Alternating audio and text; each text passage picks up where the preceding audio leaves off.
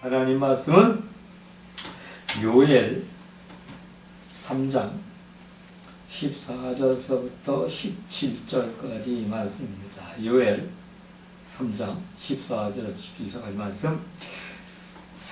사람이 많으며 판결골짜기에 사람이 많으며 판결골짜기에 여호와의 날이 가까우미로다.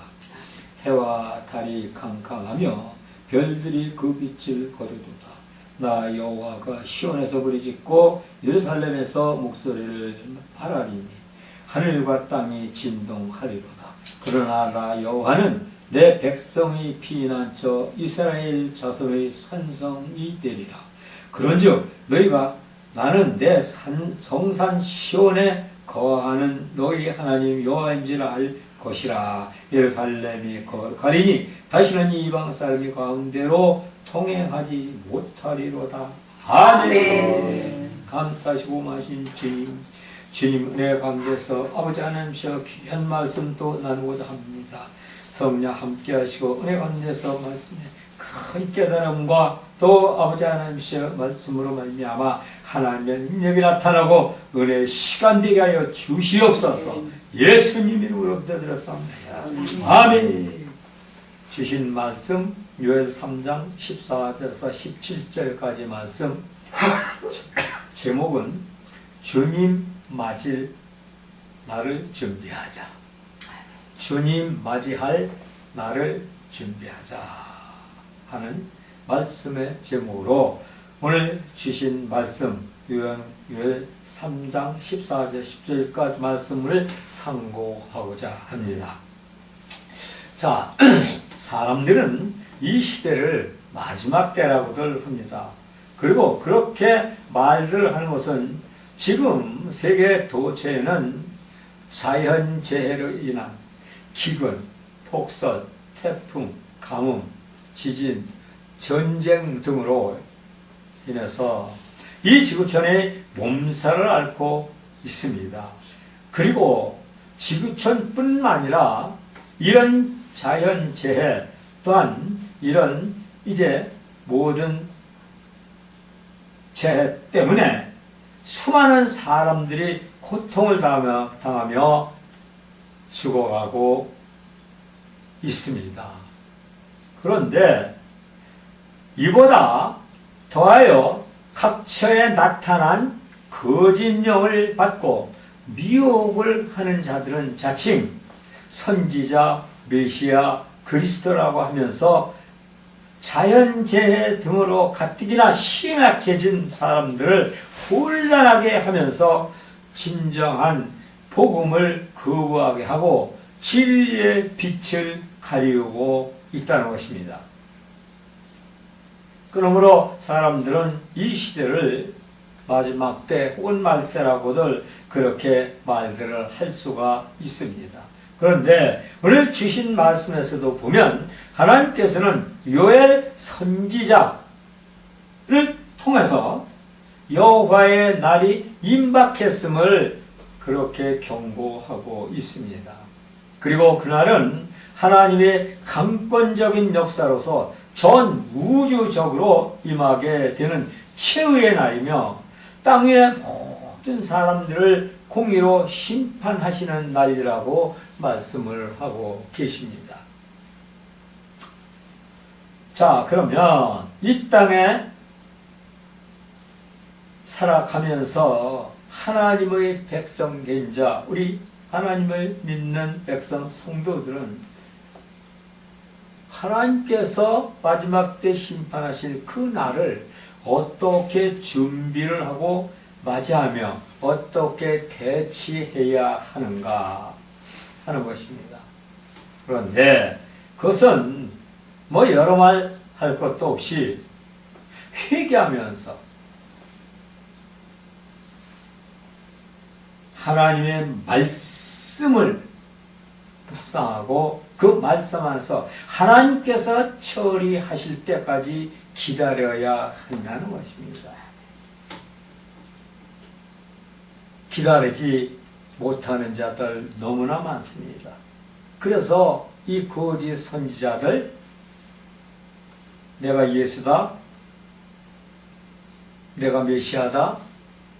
그런 사람들에게로 몰려가고 있는 것을 볼 때 참 너무나 안타까운 그런 현실입니다.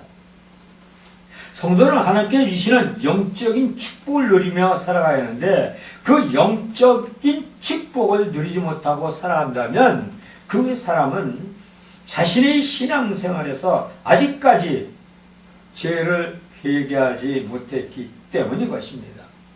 그런데 여기서 회개는 죄를 회개하고 깨닫는 것만으로 말하는 것이 아니라 죄를 회개하고 깨달았으면 아주 철저하게 자신이 지은 죄를 하나님 앞에 다 내려놓고 낱낱이 고하며 용서를 빌어야 하는 것입니다. 그런데도 그 죄에 대해서 거부를 하면서 하나님께 용서를 바란다면 이것은 잘못된 믿음이요 또 거짓 믿음인 것으로 볼 수가 있다는 것입니다. 이런 어리석고 안타까운 믿음이 신앙생활을 하는 사람들 얼마나 많이 있겠는가? 나 자신은 이런 신앙생활을 하지 않는 것인가? 한번 자기 자신 믿음에 자신을 돌이켜 봐야 한다는 것입니다. 그러므로 진정한 회개는 위선과 교만과 게으름과 불성정 등 하나님께로부터 자신을 멀어지게 하는 것들에서 돌이켜 하나님께로 돌아가는 것입니다. 사도행전 3장 19절의 말씀을 보니까 이렇게 말씀을 하십니다. 그러므로 너희가 회개하고 돌이켜 너희 죄 없이 함을 받으라. 이같이 하면 유쾌하게 되는 날이 저 앞으로부터 이를 것이요. 이렇게 말씀을 하십니다. 뭔 말이냐? 회개하고 돌이키라고 하셨는데 이 말씀이 바로 주님께로 돌아가라는 그러한 말씀입니다. 그럼 우리는 주님께로 돌아가지 않았습니까? 다 돌아가서 주님의 말씀대로 산다고 그런 자신만의 그 믿음 생활을 한다고 그렇게 말들 하고 생각하겠지만 하나님께서 보는 입장, 내 믿음을 하나님께서는 어떻게 보실까 하는 것을 한번 돌이키고 생각해 봐야 된다는 것입니다. 요엘 2장 12절에 13절에 보니까 하나님의 말씀에 너희는 이제라도 금식하며 울며 애통하고 마음을 다하여 내게로 돌아오라 하셨나니 너희는 옷을 찢지 말고 마음을 찢고 너희 하나님 여호와께로 돌아올지어다. 그는 은혜로우시며 자비로우시며 노하기를 더디하시며 인애가 크시사 뜻을 돌이켜 재앙을 내리지 아니하시니라. 그렇게 말씀을 하고 있습니다. 구약시대에는 옷을 찢었다고 그랬습니다. 그리고 죄를 뿌리고 회개하고 기도했습니다. 그런데 예수님께서는 옷을 찢지 말라고 그랬어요. 옷보다 더 마음을 찢으라고 그랬어요. 옷을 찢는 것 같은 그러한 심령보다 더한 마음을 찢으라고 그랬습니다.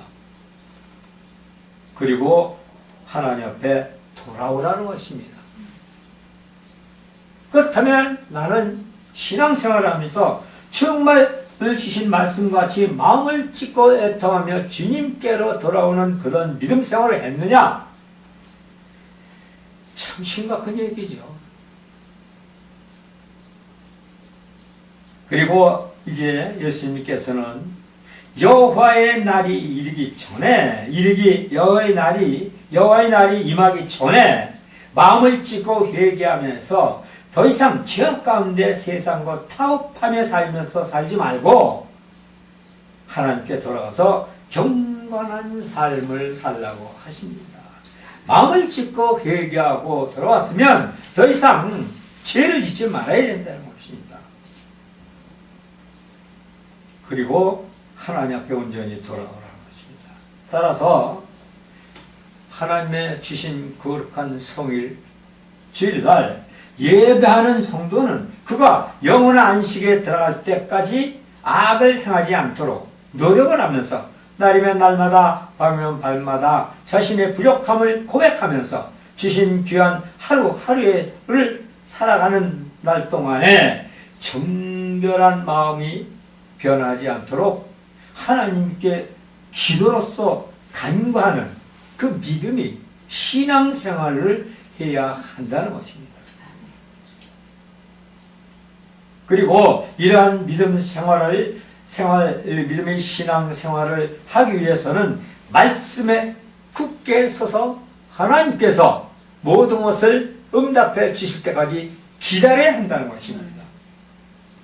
근데 문제는 조급한 그 성격, 거기서 오는 믿음, 이런 게 문제라는 겁니다. 하나님 믿는 백성 성도가 일생을 살아가는 데 있어서 하나님께서 주시는 말씀은 그 삶의 앞길에 빛과 바로 등이 되는 것입니다. 그런데 그 빛과 등이 되는 것을 외면한다는 것이에요. 시편 119장 105절을 보면 주신 말씀은 내 발등상이요 내 길에 빛이니이다 이렇게 말씀하세요. 내가 가는 길을 비치시는 참 빛으로 죄를 깨닫게 하신다는 것이기도 합니다. 그리고 또 사도행전 2장 37에서는 저희가 보니까 이 말을 듣고 마음에 찔려 베드로와 다른 신도들에게 사도들에게 물어 가로되 형제들아 우리가 어찌할꼬. 유명한 말이죠. 죄를 깨닫고 마음에 찔려 형제들아 우리가 어찌할꼬 하면서 탄식을 하면서 회개를 하는 장면입니다. 그리고 그들이 하나님 믿지 않는 사람이 아니죠. 다 유대인들 하나님을 믿었죠. 그런데도 그 사람들은 세상과 타협하며 죄를 범했을 때 베드로가 설교를 했을 때 그 설교를 통하여서 성령의 역사가 나타남으로 말미암아 마음의 찔림을 받은 거예요. 그리고 뭐라고 했습니까? 사도들한테 형제여 우리가 어찌할꼬 깨달은 것입니다. 아멘. 이러한 깨닫는 마음 이것이 바로 마음을 찢는 것입니다. 아멘. 야고보서 1장 18절의 말씀이니까 그가 그 조물 중에 우리로 한 첫 열매가 되게 하시려고 자기의 뜻을 쫓아 진리의 말씀으로 우리를 낳으셨느니라 그렇게 말씀하셨어요. 진리의 말씀으로. 그래서 모든 복음은 말씀으로, 구원도 말씀으로, 믿음도 말씀으로 다 이루어지는 겁니다. 그런데 하나님의 말씀은 소홀히 하면 되겠습니까?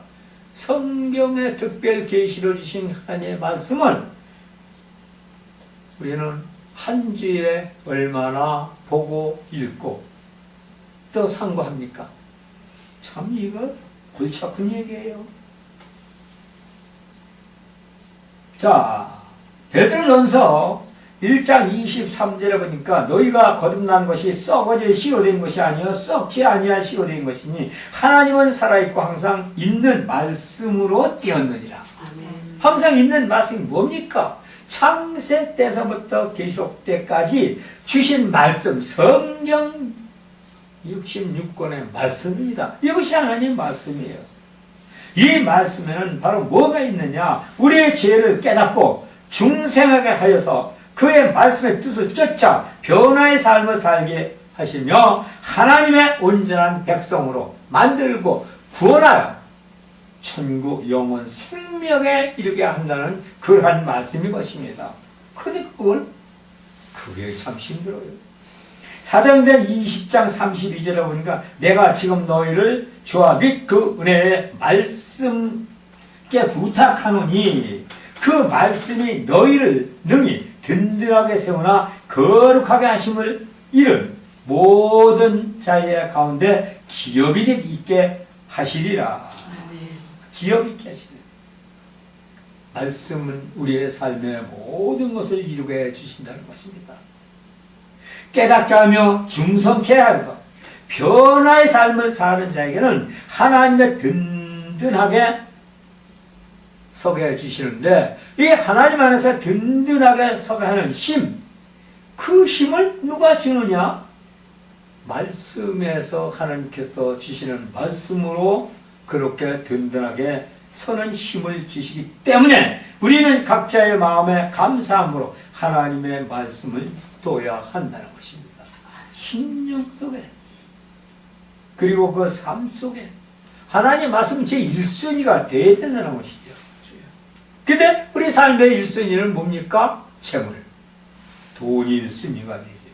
가진 것으로 사람을 평가하는 사람들이 얼마나 많습니까? 이게 세상과 타협하며 마귀의 뜻을 따라가는 것입니다. 골로새서 3장 16절에 보면 그리스도의 말씀이 너희 속에 풍성히 거하며 모든 지혜로 피차 가르치며 권면하고 시와 찬미와 신령한 노래를 부르며 마음에 감사함으로 하나님을 찬양하고 그렇게 말씀하십니다. 하나님 말씀을 마음속에 깊이 깊이 두고 경외함과 순종함으로 받아야 한다는 것입니다. 근데 그런 마음으로 받고 있는가? 그런데 오늘날의 사람들은 세상의 지식에 더 의존하고 세상 지식을 더 경외하고 세상 지식의 말씀 따라가는 바로 순종함으로 그렇게 살고 있다는 것입니다.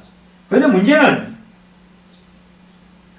이런 것들이 이런 것들에 의존하는 것은 자기 죄가 드러나는 것을 싫어하기 때문에 그들이 마음의 말씀으로 받기를 거부한다는 것입니다.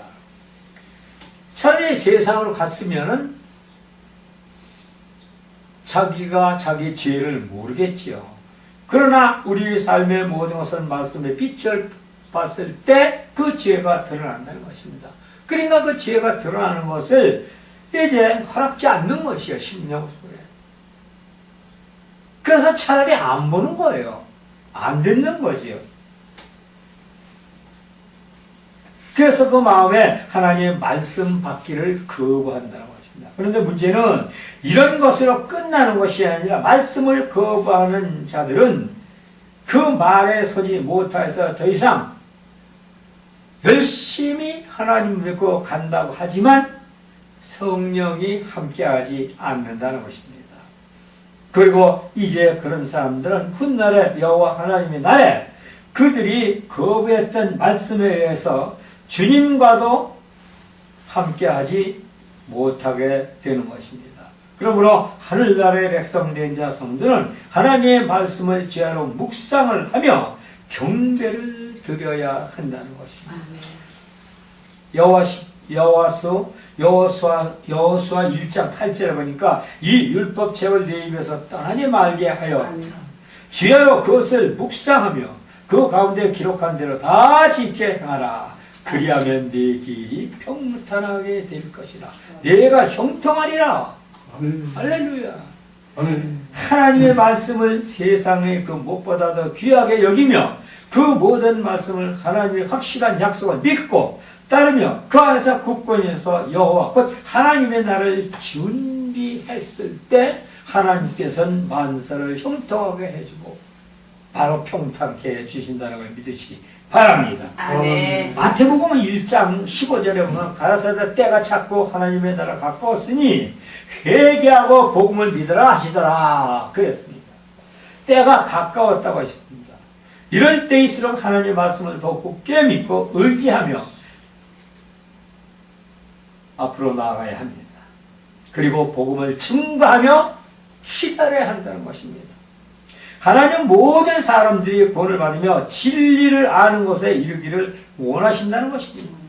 디모데전서 2장 4절에 보니까 하나님은 모든 사람이 구원을 받으며 진리를 아는데 이르시기를 원하노라고 말씀을 하십니다. 하나님께서는 이 세상 사람들 곧 구원에 관한 하나님의 계획은 모든 세상 사람들을 예수께 나옴으로써 구원받고 또 심판날에 이제 주님께서 구원하시는 그곳에 함께 하시기를 하나님께서는 원하신다는 것입니다. 그러므로 예수님께서도 우리에게 온전하게 다니면서 만민에게 복음을 전파하라고 하신 것입니다. 마가복음 16장 15절에 보니까 또 가라사대 너희는 온 천하에 다니면서 만민에게 복음을 전파하라. 천하 만민에게 복음을 전파하라고 말씀을 하셨으며 또한 말씀하시기를 이 천국 복음이 모든 민족과 세상에 전파되면 끝이 올 것이라고 그렇게 말씀을 하셨습니다. 마가복음 24장 14절에 보니까 이 천국 복음이 모든 민족에 증거되기 위하여 온 세상에 전파되리니 그제야 끝이 오리라. 아멘. 그러니까 이런 말씀에 비추어 본다면 글쎄 아직 마지막 때는 아직 아닌 것 같아요. 그러니까 모든 세상 모든 민족에게 아직까지 복음이 전파되지 못했기 때문에. 하지만 때가 가까웠다는 것입니다. 그런데 이 복음은 우리 주 예수 그리스도와 연합을 하게 하며 그렇게 연합을 했을 때 그리스도를 믿게 함으로써 마지막 심판 때의 구원의 길에 이르게 한다는 것입니다. 사도행전 16장 17절에 보니까 제자 중에 서로 말하되 우리에게 말씀하신 바 조금 있으면 나를 보지 못하겠고 또 조금 있으면 나를 버리라 하시며 또 내가 아버지께로 가미라 하신 것이 무슨 말씀이뇨 하고 하신 말씀은 연합한 자가 구원을 받고 예수님께 가신 그곳에 함께 할 수가 있게 된다는 것입니다. 따라서 하늘나라의 시민권자 된 성도는 복음에 의해서 구원을 받고 천국의 소망을 갖고 날마다 예수님 앞에 나아갈 수 있다는 것에 감사하며 또 한눈 파지 말고 딴짓하지 말고 오직 말씀 안에서 열심히 나가야 된다. 이것저것 생각하지 말고 보지 말라는 것입니다. 저기 어디 그 사람 정을 아주 엄청나게 잘 번지는데 거기 한번 가볼까? 어떤 사람은 관상을 잘 번지는데 거기 한번 가볼까? 이런 참 어처구니 없는 그런 생각을 가진 사람들이 있다는 것입니다. 한눈 팔지 말아야 됩니다. 또 딴 생각하지 말아야 됩니다. 그리고 여호와 곧 하나님의 날은 아무도 그 때와 시기를 알 수가 없지만 예기치 않은 날에 우리가 상상도 하지 못한 그 어느 날에 오신다고 하셨습니다. 누가복음 12장 39절 40절에 보니까 너희도 아는 바니 집주인이 만일 도적이 어느 때에 이를 줄 알았더라면 그 집을 뚫지 못하게 하였습니다. 그러므로 너희도 예비하고 있으라 생각지 않은 때에 인자가 오리라 하시니라. 그런데 다만 우리가 할 수 있는 것은 그날을 대비하여 미리 준비하고 기다려야 하는데 그 미리 준비를 한 사람만이 주님을 맞이할 수 있게 된다는 것입니다. 어떤 사람은 예수 믿으면 다 구원받는다고 그러는데 말씀해 보니까 예수 믿는다고 다 구원받는다고 그렇게 예수님을 하지 않으셨다는 것입니다. 준비를 해야 됩니다. 기도하면서 말씀으로 무장을 하고 정결한 마음으로 그리고 뜻과 마음을 다하여서 정말 주님 맞을 준비를 해야 된다는 것입니다. 그 준비를 하는 자들 10처녀 중에서 5처녀들만 천국에 들어간 것처럼 기름과 등불을 다 준비했을 때 그 말은 곧 무슨 말입니까? 말씀과 기도로 무장을 하고 정결한 마음을 갖고 하나님 말씀에 순종하며